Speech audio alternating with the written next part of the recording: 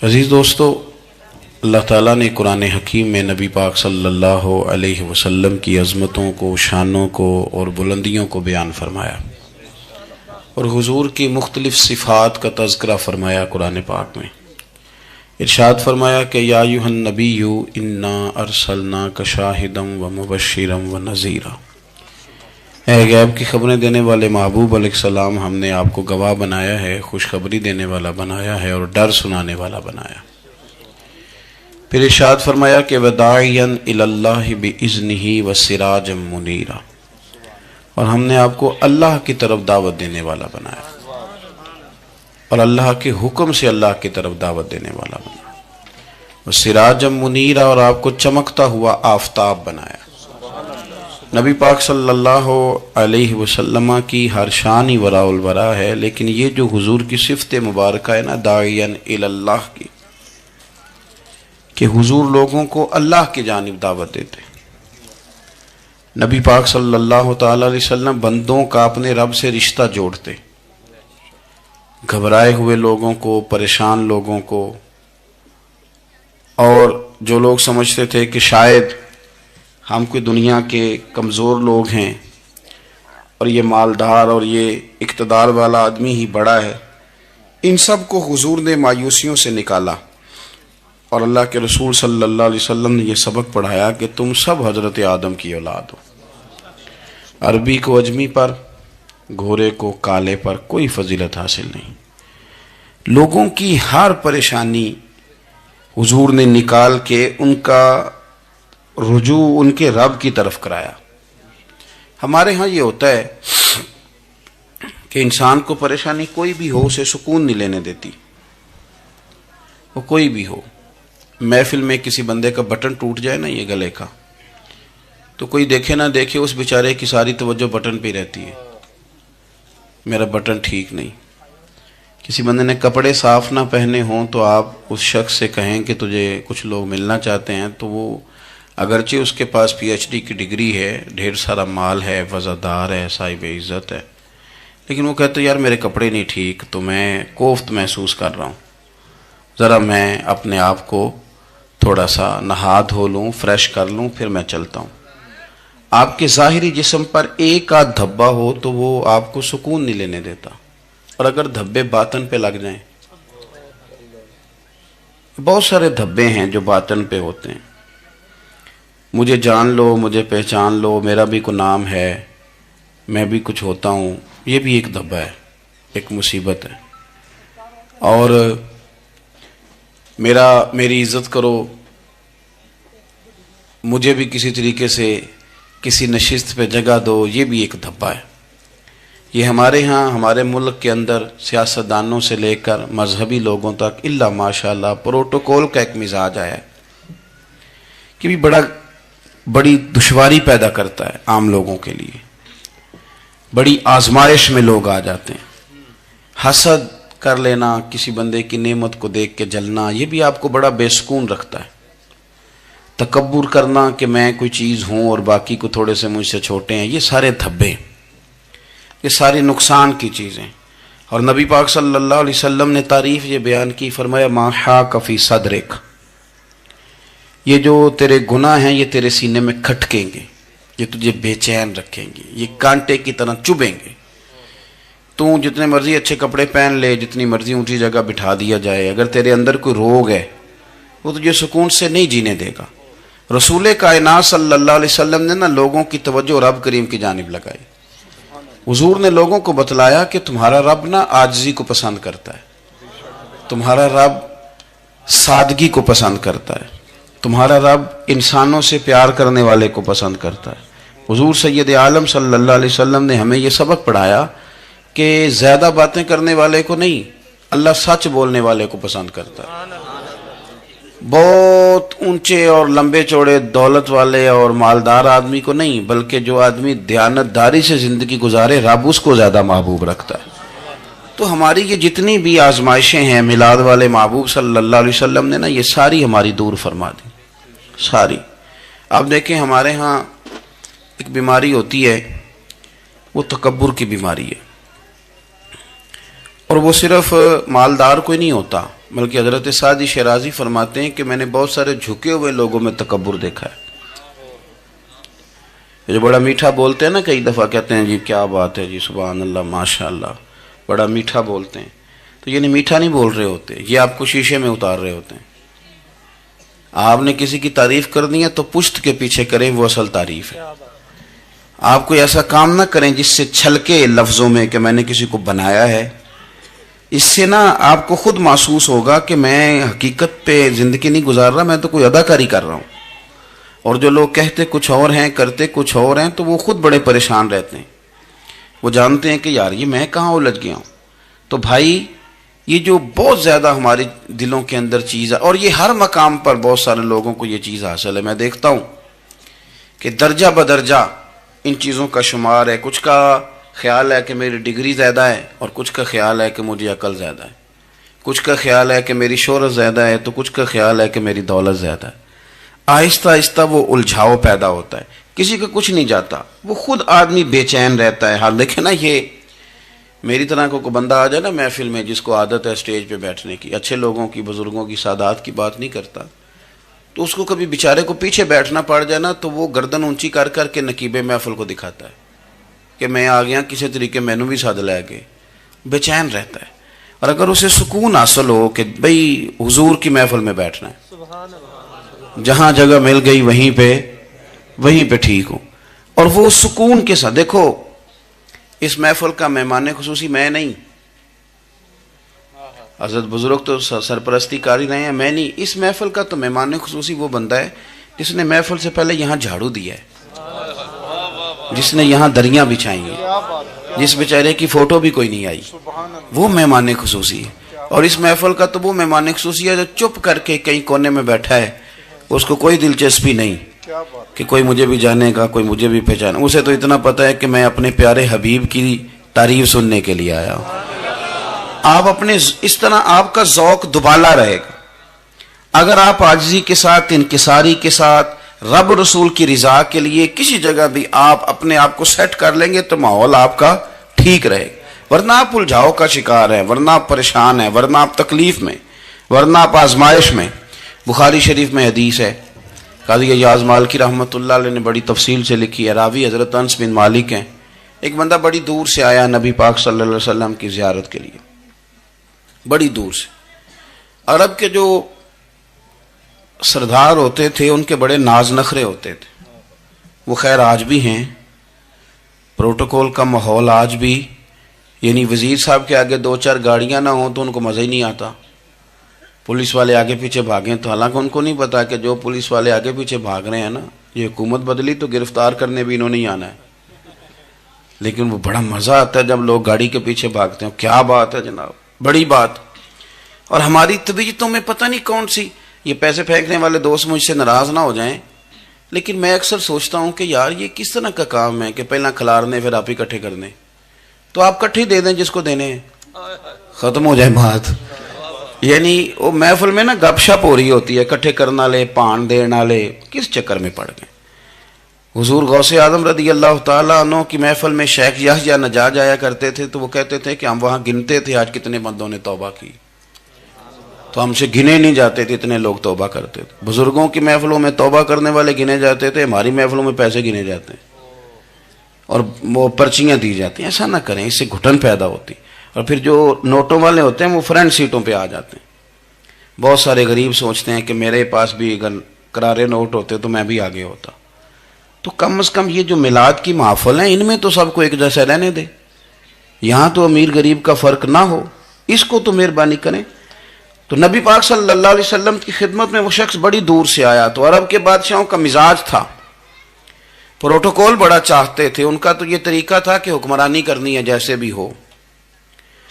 اگر کسی غلام نے دھوپ میں بندھا رہ گیا، اونٹ اور چھاؤں میں نہیں باندھا تو درے مارتے تھے، اور اگر اس نے کھول کے باندھ دیا تو پھر بھی مارتے تھے. کہتے تھے اتنا سیاںا ہو گیا تو انہیں پوچھا ہی نہیں، خود بخود ہی باندھ دیا. وہ شخص حضور کی بارگاہ میں آیا اور بہت سارے لوگوں کے پاس کیونکہ وہ جاتا تھا اپنے سربراہ کا پیغام لے کے، تو وہ کانپ رہا ہے جب حضور کی بارگاہ میں گیا، ڈر رہا ہے. اب ذرا بات کو سمجھنا، نبی پاک صلی اللہ علیہ وسلم نے اس سے فرمایا کیوں ڈرتے ہو؟ سادہ آدمی ہے، دیہاتی ہے، بدو ہے. اللہ کے رسول نے تھپکی دی. کیوں ڈرتے ہو؟ تو کہتے ہیں حضور مجھے آداب نہیں آتے اور مجھے ڈر آتا ہے، کوئی بات اگر ایسی ہو گئی آپ مدینے کی حکومت کے سربراہ ہیں تو کہیں آپ ناراض نہ ہو جائیں. حضرت انس بن مالک فرماتے ہیں بات کہاں کی تھی، پہنچ کہاں گئی.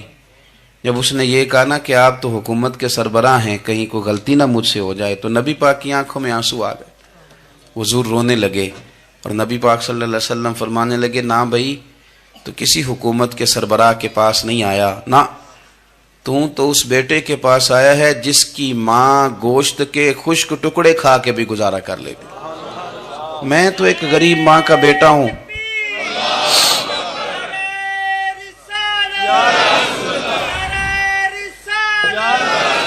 بھائی اگر آپ کا یہ ذوق بن جائے، دیکھو نا آج تو لوگ بھول جاتے ہیں نا، کپڑے بدل لیتے ہیں تو وہ سمجھتے ہیں کہ شاید سارا کچھ ہی بدل گیا.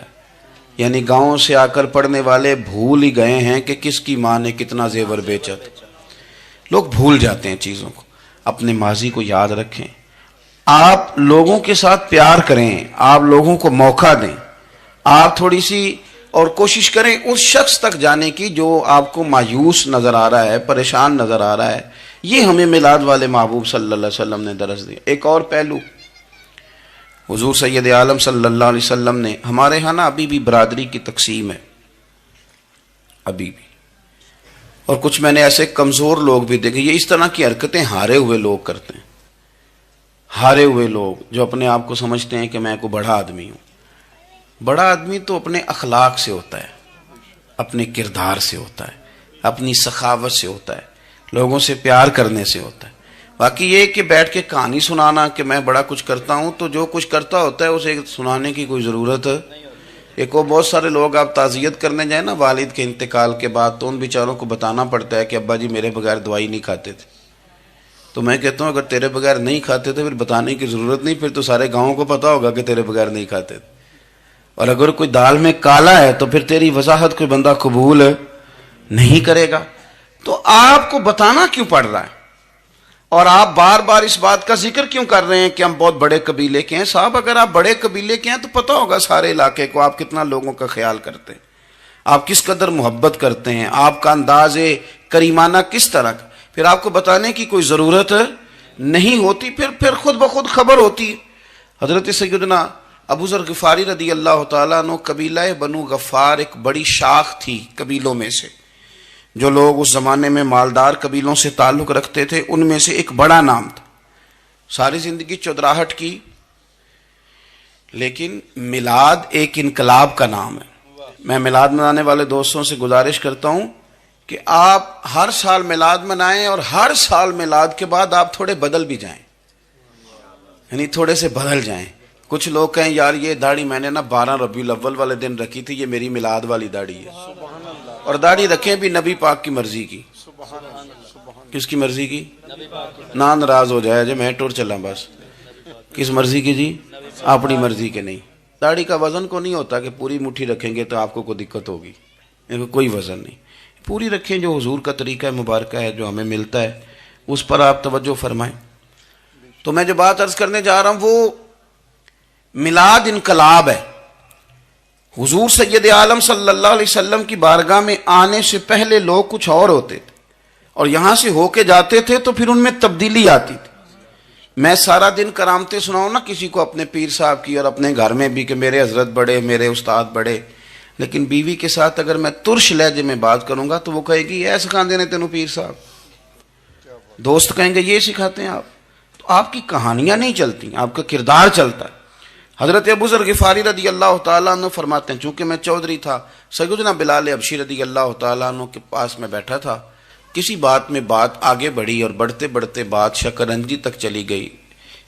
رائے کے اختلاف نے باتوں میں تلخی پیدا کر دی اور جب تھوڑے لفظ اور تیز ہوئے تو میں نے انہیں کہہ دیا چپ کر، تو ابشن کا بیٹا ہے. کس کے بیٹے تھے حضرت بلال؟ کہتے ہیں جب انہوں نے مجھے کہا تو میرا دل بڑا ٹوٹا، لیکن میں نے ارادہ کیا کہ میں نے حضور کی بارگاہ میں نہیں عرض کرنی. اب ہر بات کی ہم حضور کی بارگاہ میں شکایت کریں. لیکن میں جا کے مسجد میں بیٹھا اور جب سرکار آئے نا، ارادہ نہیں تھا کہ عرض کروں گا، لیکن حضور کا چہرہ دیکھا تو دکھ میرا خود ہی تازہ ہو گیا. رونے کا بھی تو تب ہی مزہ آتا ہے نا کوئی اپنا ملے تو. فرماتے ہیں کہ میرے آنسو نہ بغیر اختیار کے چھلک پڑے اور میں کھل کے روئے, کھل کے. قربان جاؤں محبوب کے بھی حضور نے پاس نہیں بلایا, بلکہ نبی پاک اٹھ کے خود میرے پاس آئے اور مجھے کندھوں سے پکڑ کے سینے سے لگایا, اور جب میں کھل کے رو لیا تو حضور میرے آنسو پوچھنے لگے. کچھ شعر ایسے ہوتے ہیں جو کسی نے کہے ہوتے ہیں, اور کہنے والا جو ہوتا ہے وہ صاحب حال ہوتا ہے, تو اس میں کچھ خوبصورتی زیادہ ہی ہو جاتی ہے. ایک پنجابی کے شاعر ہمارے گجرات میں گزرے, بزرگ تھے, ان کا ایک شعر ہے, وہ کہتے ہیں ایک واری میری آنکھیاں چوں اونا نے اتھرو پونجے سن, ایک واری میری آنکھیاں چوں اونا نے اتھرو پونجے سن, ہن تے چسکا پہ گیا رونے دا. ایک واری میری آنکھیاں چوں اونا نے اتھرو پونجے سن, ہن تے چسکا پہ گیا رونے دا, تے ہر ویلے آہو زاری دا. تو میں روز رونے لگا ہوں, مزہ ہی بڑا آیا ہے جب سے محبوب نے چپ کرانا شروع کیا میرے عزیز.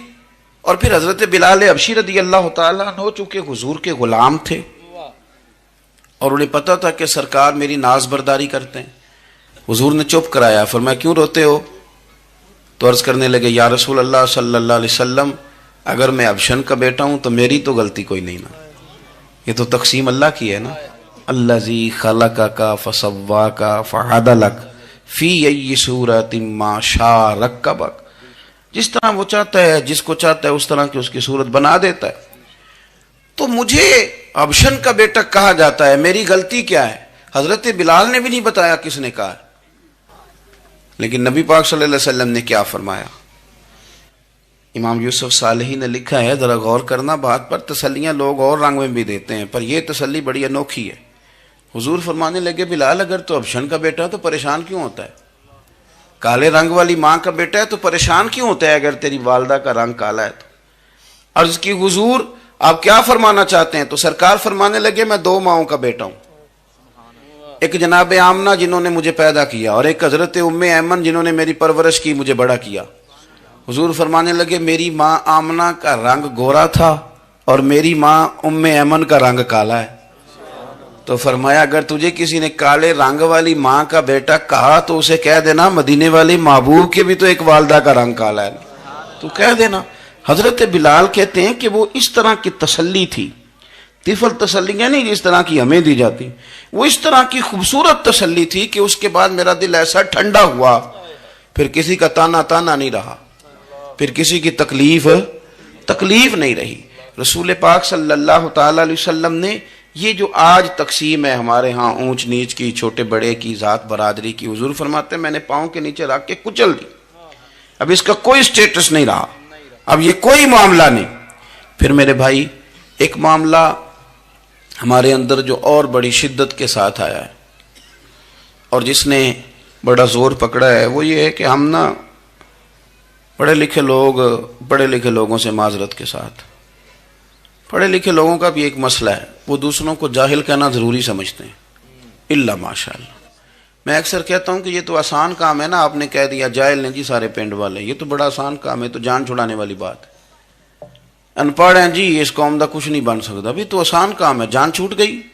میں بھی کھڑا ہوتا ہوں نماز جنازہ کی امامت کرنے کے لیے, کبھی تو کہہ دیتا ہوں کہ جناب آج لوگوں کو نماز جنازہ کی دعا نہیں آتی, تو سوچتا ہوں کہ اگر کسی نے کھڑا کر کے پوچھ لیا کہ آپ نے کتنے لوگوں کو یاد کرائی ہے, ہم نے کبھی کہا کہ آؤ بیٹھو یاد کراؤں, تو اس کا جواب کیا ہے؟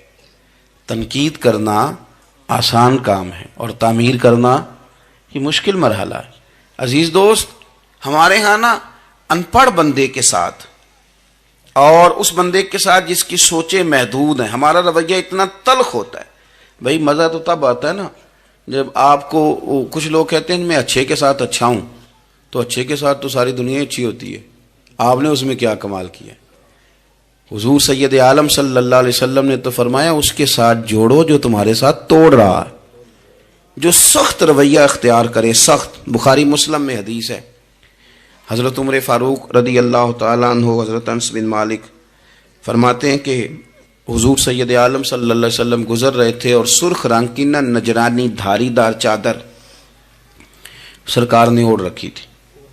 ایک بدو آ گیا, اس نے کیا کیا کہ حضور کی مقدس چادر کو پکڑ کے کھینچا اور اس زور سے کھینچا کہ گردن مبارک پہ نشان پڑ گیا. زور سے دروازے پہ دستک دے دینا بھکاری، تو اسے خراش شرات کوئی نہیں ملتی، البتہ جھٹکیاں دو چار ضرور مل جاتی. توڑنا ہے دروازہ، خیرات لینے آیا کہ تو قرضہ لینے آیا؟ اس نے آ کر کے زور سے چادر کو کھینچا، مقدس گردن پہ نشان پڑ گیا. سرکار نے رخ انور پھیرا، کہتا پتہ کیا ہے، میں غریب آدمی ہوں، کچھ مانگنے آیا ہوں. بھئی تو گلے میں چادر ڈال کے مانگے گا؟ لیکن یہ آپ کا کمال ہے. یہاں اب آپ کے علم کا، آپ کے حوصلے کا، ظرف کا پتہ چلتا ہے. کھینچی چادر، کچھ مانگنے آیا ہوں. اور صحیح بخاری کے لفظ یہ ہیں کہ فَالْتَفَتَ إِلَيْهِ فَضَحِكَ. جب محبوب نے اس کی طرف توجہ کی، اس کی بات سنی، اس نے گلے میں چادر ڈال کے کھینچا ہے، نشان ڈال دیا ہے. لیکن جب حضور نے توجہ کی تو فَضَحِكَ، نبی پاک نے مسکرانا شروع کر دیا.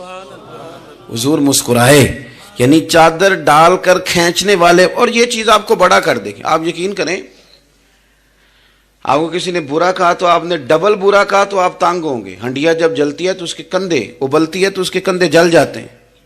آپ کسی کو اینٹ کا جواب پتھر سے دے کے پریشان ہوں گے، لیکن اگر آپ نے کہہ دیا نا چل یار موج کر، ہور کر لے دو گلا، اور آپ ہنسیں، یہ بڑی پاکیزہ سزا ہے دشمن کے لیے، بڑی صاف ستھری. جتن جتن تے ہر کوئی کھیڈے، ہارن کھیڈ فقیرہ. جتن جتن تے سارے لوگ کر دینا کام، جتنے آلہ میں نے جیتنا ہے. تو درویش کہتے ہیں جتن جتن تے ہر کوئی کھیڈے، تو ہارن کھیڈ فقیرہ. اوے جتن دا مل کوڈی پیندا ہی، ہارن دا مل ہیرا، ہارن دا مل ہیرا. کبھی کبھی ارادہ کریں چل کوئی بات نہیں کر لے یار، پھر کیا ہے. اور یہ کام آئے گی چیز بہت زیادہ. حضور صلی اللہ علیہ وسلم سے کہنے لگا کچھ مانگنے آیا ہوں. تو اب حضور نے کیا فرمایا؟ فرمایا ایک دو چار بکریاں نہیں، دو پہاڑیوں کے درمیان جو ریوڑ ہے نا بکریوں کا، اجڑ، فرمایا سارے اس کو دے دو. اب اس نے وہاں تو کوئی جملہ نہیں کہا، گھر چلا گیا اپنے گاؤں قبیلے، اور وہاں جا کے لوگوں سے کہنے لگا سارے ادھر بیٹھے ہو، جاؤ دوڑ جاؤ مدینے جا کے مصطفیٰ کا کلمہ پڑھو. کہنے لگے وہ تو اتنا دیتے ہیں کہ غربت کا ڈر بھی دور ہو جاتا ہے. تو نبی پاک صلی اللہ علیہ وسلم کا ان لوگوں کے ساتھ جو ان پڑھ ہیں، جو ساتھ ہیں. آج ہمارے بچے اپنے ابا جی کو بھی کہہ دیتے ہیں تسی پڑھے نہیں، ان دور بدل گیا ہے. میں ایک شادی کی تقریب میں جا رہا تھا، میرے آگے آگے والد صاحب کو بیٹا سمجھا رہا ہے، کہتے ابا جی ہن نہ اتنے جا کے نہ میٹھے چولاں تے سالن پا کے نہ کھایا جی، بندہ ماڑا لگتا ہے. میرا پیار تھا اس خاندان سے، میں نے اس بچے کو تھپکی دے کے کہا، میں کہ پتر تو ذرا لیٹ ہو گیا، جلدی ہوندا تے نہ سارے سیانے ہونا سی. یہ ہمارے بچے اب بجائے اس کے کہ وہ قائل کریں، کتنا آپ نے غلط جملہ کہا کہ ابا جی آپ پڑھے ہی نہیں، آپ نے کتنی غلط بات کر دی. امام اعظم ابو حنیفہ رحمۃ اللہ علیہ کا ایک شاگرد تھا، وہ تقریر اچھی کرتا تھا. تو امام صاحب رحمۃ اللہ علیہ کی والدہ فرمایا کرتی ہیں ابو حنیفہ جا اس سے جا کے یہ مسئلہ پوچھ کے آ. تو امام صاحب فرماتے ہیں اماں میں نہ بتا دوں. تو اماں کہتی تو تے بچہ تینوں کی پتہ ہوئے، حالانکہ وہ شاگرد ہے. تو امام صاحب پھر اس کے پاس جاتے، اس کو جا کہتے اس سوال کا جواب. تو کہتا استاد جی مجھے کیا پتہ ہے، آپ کو پتہ ہے ان مسئلوں کا. تو آپ فرماتے یہ میں پہلے تجھے بتاتا ہوں اس کا جواب، پھر تو مجھے بتا، اور پھر میں تیرا نام لے کے اپنی اماں کو مطمئن کروں گا. اس لیے کہ ماں باپ کو دلائل نہیں دیے جاتے، انہیں راضی کیا جاتا ہے. اور میں بچوں سے گزارش کروں گا ابا جی کو پیسے بھی دیں، اماں جی کے وہ کپڑے بھی لے کے دیں، لیکن ضروری یہ ہے کہ ان کو وقت دیں، ان کے پاس بیٹھیں، ان سے مشورہ کریں. ان کو آپ کے وقت کی ضرورت ہے. بڑھاپے میں اس طرح کا ماحول نہ بنا دیں کہ وہ ایک کونے میں بیٹھے ہیں، کوئی پوچھتا ہی نہیں. اس طرح نہ کریں. ہم تو اس طرح والدین سے رویہ کرتے ہیں جیسے MBBS ڈاکٹر رات کو وارڈ میں آتا ہے اور دو تین اس کے ساتھ سٹاف کے لوگ ہوتے ہیں، اور وہ کہتا ہے دوائی کھا لی ہے، طبیعت اب کیسی ہے، بلڈ پریشر ٹھیک ہے، یہ میں نے دوائی بدل دی ہے. یہ کیا رویہ ہو؟ آپ ان کو وقت دیں.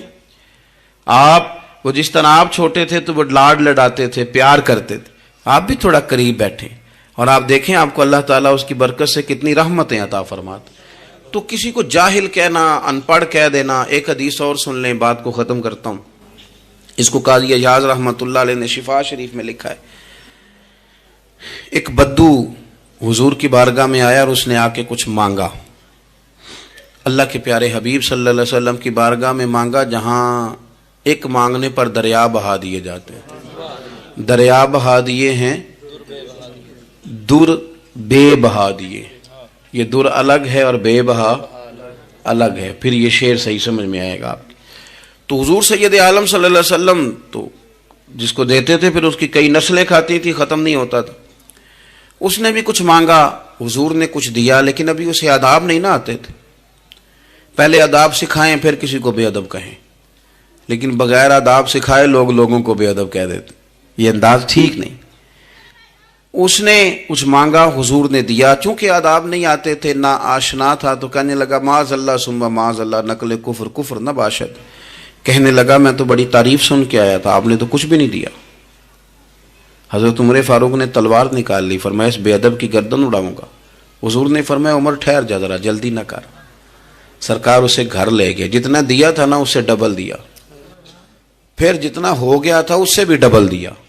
تیسری دفعہ حضور دینے لگے تو کہنے لگا یا رسول اللہ بس کریں، میں نے تو طوفان کے اندر بھی ہوا اتنی تیز نہیں چلتے دیکھی جتنی آپ کی سخاوت تیز چلتی ہے. کریم رسول صلی اللہ تعالی علیہ وسلم نے فرمایا یہی بات باہر جا کے میرے صحابہ سے بھی کہہ دو گے؟ حضور کہہ دوں گا. فرمایا جب تم نے کہا تھا نا نہیں دیتے تو ان کے دل ٹوٹ گئے، جب تم کہو گے نا بڑا دیتے ہیں تو ان کے کلیجے ٹھنڈے ہو جائیں گے. وہ باہر آیا، آ کر کے کہنے لگا میرے رسول پاک علیہ السلام کے مقدس غلاموں، میں نے تو طوفان میں بھی ہوا اتنی تیز نہیں دیکھی جتنی کریم کی سخاوت تیز ہے. پیارے حبیب صلی اللہ تعالی علیہ وسلم تو کمال کر دیتے ہیں. اب صحابہ خوش ہو گئے. میرے نبی پاک صلی اللہ علیہ وسلم نے ہماری تربیت فرمائی کہ ہم نے کس طرح کا رویہ ایسے لوگوں کے ساتھ اختیار کرنا ہے. حضور فرمانے لگے عمر اگر تم اس سے پہلے قتل کر دیتے جو اس نے کہا تھا تو یہ دوزخ میں جاتا، اور اب جو کہہ رہا ہے اس پر مرے گا تو رب اسے جنت عطا فرمائے گا. حضور فرمانے لگے عمر میری اور تمہاری یعنی میری اور میری امت کی مثال اس آدمی کی مثال کی طرح جس کی اونٹنی بھاگ گئی تھی، ناک سے نکیل نکل گئی تھی. بہت سارے لوگ آئے اسے پکڑنے کے لیے، ہاتھوں میں نیزے تھے، ڈنڈے تھے، تلواریں تھیں، پر وہ کسی کے قابو نہ آئی. زخمی ہو گئی پر کسی کے قابو نہ آئی. حضور فرماتے ہیں پھر اس کا اپنا مالک آ گیا. اس نے تھوڑا سا چارہ اٹھایا، میری طرف دیکھیے گا جی، چارہ اٹھایا، اونٹ اس نے اس کو تھپکی دی، بغیر کسی کی مدد کے ناک میں نکیل ڈالی. پھر اونٹنی پر سوار ہوا اور کہنے لگا لوگوں تم نے میرے جانور کو بڑی تکلیف دی، اونٹنی میری ہے، اسے سنبھالنے کا طریقہ بھی مجھے ہی آتا ہے. گویا حضور فرما رہے ہیں عمر یہ امت میری ہے تو اسے کس طرح سنبھالنا ہے یہ طریقہ بھی مجھے ہی آتا ہے. ان کی کہاں کس بنیاد پر کس رنگ میں تربیت کرنی ہے یہ میں جانتا ہوں. ہمیں اگر ہماری زندگی انصاف والی ہو، عاجزی والی ہو، اطمینان والی ہو، عاجزی بھی دل کا نام ہے، اطمینان بھی دل کا نام ہے. بہت سارے گردنیں جھکانے والے بھی عاجز نہیں ہوتے. اپنے دل سے تہیہ کر لیں کہ میں کسی شخص کو بھی اپنے سے چھوٹا نہیں جانتا، کمزور نہیں جانتا. میں کسی شخص کے بارے میں بھی یہ رویہ نہیں رکھتا کہ یہ کوئی برا ہے. اگر کہیں ضرورت پڑے تو کسی کی اصلاح کریں. اگر وہ اصلاح قبول نہ کرے اور آپ کو محسوس ہو کہ یہ معاملہ آپ کے بس میں نہیں تو پھر بھی اس کے لیے دعا کریں. کسی کونے میں جا کر کے تنقید کرنے کی اجازت نہیں ہے. اپنے آپ کو سمیٹیں، سوچوں کو بکھرنے سے سمیٹیں، اچھا سوچا کریں. جو لوگ اچھا سوچتے ہیں وہ صحت مند رہتے ہیں، ان کی سوچیں تازہ رہتی ہیں. آپ ہر ایک کے بارے میں خیر کا رویہ اختیار کریں اور مثبت پہلو تلاش کریں. آپ مثبت پہلو، ہر وقت تنقید کرنا. میں ایک محفل میں بیٹھا تھا، بات میری ختم ہو گئی تو ایک نعت خواں نے بڑا اچھا شعر پڑھا. ہم بڑی اس بات کی تردید کرتے رہتے ہیں کہ یہ طے کر کے اور پیسے لے کے اور یہ نہیں کرنی چاہیے چیزیں، لیکن یہ کہ یہ غلطی کس کی ہے؟ یہ اس عوام کی غلطی ہے جو ریٹ بناتی ہے، چیزیں خریدتی ہے. جو چیزیں آپ خریدیں گے نہیں بکیں گی بھی نہیں مارکیٹ میں. آپ خریدتے ہیں تو کوئی بکتا ہے نا. میری بات کی سمجھ آ رہی ہے؟ تو ہم یہ سارا کچھ ڈال دیتے ہیں. اب کیا ہوتا ہے کہ اتنی سونی محفل سجی ہوئی ہے لیکن اس میں بیٹھ کر لوگ حضور کی تعریف سننے کی بجائے یہ کہہ رہے ہیں اس نے 40,000 لیا ہے. تو آپ یہ اندازہ کریں کہ وہ جو بات ہمیں اس وقت مدینہ شریف لے کے جاتی، ہمارا عشق رسول تازہ کرتی، تو ہم نے وہاں کیا گھٹن پیدا کر دی یہ کہانیاں چھیڑ کے. کیوں دیتے ہیں آپ پیسے؟ کیوں اس طرح کے ریٹ آپ بناتے ہیں؟ پہلے آپ بناتے ہیں پھر اس کے بعد آپ تنقید کرتے ہیں. اب دیکھیں میں بھی بیٹھا تھا تو اس نے بڑا خوبصورت شعر پڑھا اور بڑی مزیدار بات کی, بڑا مزہ آیا. تو میں نے ساتھ والے سے کہا یار آج بڑے دنوں کے بعد سرور آیا. تو کہنے لگا نہیں 40,000 لے آ جائے. میں انہوں کہا تو 10 منٹ کھلو جانا سی, مزہ تو لینے نہیں دیتا.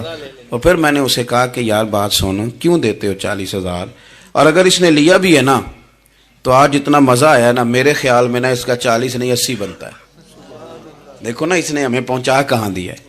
تو آپ مثبت لیں چیزوں کو, مہربانی کریں, اچھا سوچیں, اچھے رویے اختیار کریں. وہ کسی شاعر نے کہا تھا کچھ تو مجبوریاں رہی ہوں گی, یوں ہی کوئی بے وفا نہیں ہوتا. اچھی سوچ پیدا کریں, خوبصورت آپ اپنے آپ کو رکھیں. آپ کا فائدہ ہوگا, آپ اچھا سوچیں گے تو آپ کا نفع ہے. ورنہ بکھری ہوئی سوچوں والے لوگ تو بیچارے سویرے کچھ ہوتے ہیں, دوپہر کو کچھ ہوتے ہیں, شام کو کچھ اور ہوتے ہیں, اور تیزی سے وہ لوگ بکھر جاتے ہیں. آپ یہ دیکھیں کہ آپ مست رہیں, آپ اپنے آپ کو پریم میں رکھیں, آپ اپنے آپ کو سکون میں رکھیں. کو تعریف کرے تو اس کی مہربانی, تنقید کرے تو اللہ بھلا کرے, لیکن آپ نے اپنی سوچوں کو ہمیشہ مجتمع رکھنا ہے. اللہ تعالیٰ آپ کو بہترین صلہ عطا فرمائے. محفلیں ہوتی ہیں حضور کے نام کی, لوگ تو ظاہر آتے جاتے رہتے ہیں, ہر ایک آدمی کی اپنی مشغولیت. آپ تشریف رکھیں گے, حضور کی ثنا خوانی ہوگی. اللہ تعالیٰ آپ سب کو جزا عطا فرمائے. آخر دعوانا جی آج اقبال ڈے جی واقعہ ہے سعد بن نبی وقاص سنا دیا. نہیں وہ کون سا واقعہ ہے, وہ تو واقعہ ہے سعد بن نبی وقاص یوٹیوب تے اپلوڈ ہے. ان کے تو کئی واقعات ہیں. جنگ والا چلے میں بات کرتا ہوں, آپ تشریف رکھیں جی. میں بات کرتا ہوں. میں تو اپنی طبیعت کے مطابق بات کر چکا ہوں, اتنی کو میں کیا کرتا ہوں, لیکن ایک بات عرض کرتا ہوں آپ کی خدمت میں. ایک تو یہ کہ آج اقبال ڈے. علامہ اقبال جو ہیں وہ اسلام کے اور صوفیاء کے اور اہل محبت کے بہترین ترجمان ہیں. انہوں نے لوگوں کو رخ جو ہے وہ نبی پاک صلی اللہ علیہ وسلم کی محبت کی جانب پھیرا ہے. تو اقبال سے پیار کرنا اور ان کی تعلیمات کو دیکھنا یہ بھی بڑی کمال بات. ایک بات مجھے یاد آ رہی ہے حضرت سعد بن نبی وقاص کے, بہت ساری باتیں ہیں, میں سمجھ نہیں پایا کہ کس بات کی طرف میرے بھائی نے اشارہ کیا ہے. آپ فرماتے ہیں میں ایک دفعہ قادسیہ کی جنگ کے لیے گیا تھا, تو اس بادشاہ جس سے ہماری جنگ تھی اس کے بارے میں معروف تھا کہ تاج بڑا قیمتی پہنتا ہے. ہوتے ہیں نا جی, ہمارے ملک میں بھی کچھ بادشاہ ایسے ہیں جو 6-6 کروڑ کی گھڑی پہن لیتے ہیں. حالانکہ آپ جتنا مرضی مہنگا جوڑا پہن لیں, اب تعریف کوئی بھی نہیں کرتا. اب ختم ہو گیا دور, اب سارے براء البراء. اب ہر بندے کی ڈیزائننگ بڑی شاندار ہے, جس کو بھی چھیڑ لیں. تو وہ تاج بڑا قیمتی پہنتا تھا, ہیرے لگائے ہوئے تھے. حضرت سعد بن نبی وقاص رضی اللہ تعالیٰ عنہ نے لوگوں سے کہا کہ اس کے تاج کا خیال رکھنا, مل گیا تو مال غنیمت میں فائدہ ہوگا. جنگ ہوئی شام کو, تاج اس کا کہیں ریت میں کھو گیا. لوگوں نے کچھ دیر ڈھونڈا, بادشاہ قتل ہو گیا, ملا نہیں. حضرت سعد بن نبی وقاص نے کہا چھوڑو, سو جاؤ, اتنا بھی ضروری نہیں. فرماتے ہیں کہ میں اپنے خیمے میں چلا گیا تو ایک آدمی نے اندر آنے کی اجازت مانگی. میں نے کہا آ جاؤ. وہ آیا تو اس نے چادر کی اوٹ میں اپنا چہرہ چھپایا ہوا تھا, اور پھر اس نے جب وہ چادر کھولی تو اندر سے اس نے وہ ہیروں کا چمکتا ہوا تاج میرے سامنے رکھا. کہنے لگا میں گزر رہا تھا, گھوڑے کے پیر سے کچھ چیز ٹکرائی ہے, میں نے ریت کھودی ہے تو یہ نکل آیا. تو آپ فرماتے ہیں میں نے اسے کہا یار تو غریب آدمی لگتا ہے, تیرے کپڑے بتاتے ہیں. دامان توکل کی یہ خوبی ہے کہ اس پر پیوند لگے ہوتے ہیں پر دھبے نہیں ہوتے. تو غریب آدمی لگتا ہے. اس نے کہا جی میں جب آیا تھا تو بچوں کے لیے شام کا کھانا تھا, کسی پڑوسی سے ادھار کی گزارش کر آیا, لوٹ کے جاؤں گا تو اللہ خیر کرے. آپ فرماتے ہیں کہ وہ رکھ کے نا غریب آدمی, اتنی دیانتداری, اتنا اخلاص, چہرہ بھی چھپایا ہو. جب اس نے رخ پھیرا تو میں نے اسے کہا میاں نام ہی بتا دو, باپ کا نام اور قبیلے کا نام ہی بتا دو. کیسے اس نے رخ نہیں پھیرا, ادھر ہی چہرہ رکھا دروازے کے جانب. کہنے لگا حضور یہ کام میں نے آپ کے لیے نہیں کیا, یہ دیانتداری اور اخلاص میں نے آپ کے لیے یا شہرت کے لیے یا لوگوں کو بتانے کے لیے نہیں کیا. جس رب و رسول کے لیے میں نے یہ کام کیا ہے نا, وہ میرا نام بھی جانتے ہیں, باپ کا نام بھی جانتے ہیں اور قبیلہ بھی جانتے ہیں. انہیں پتا ہے میں نے اللہ کی رضا کے لیے کیا ہے. تو جن کے لیے کیا ہے انہیں میری اس بات کی خبر ہے.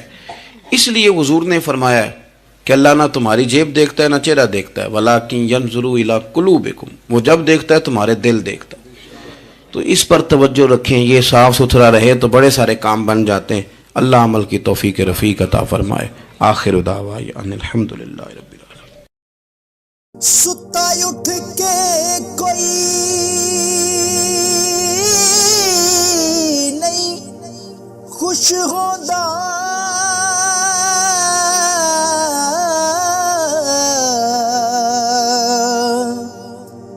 بڑے ستے جگا کے میں ویکھیا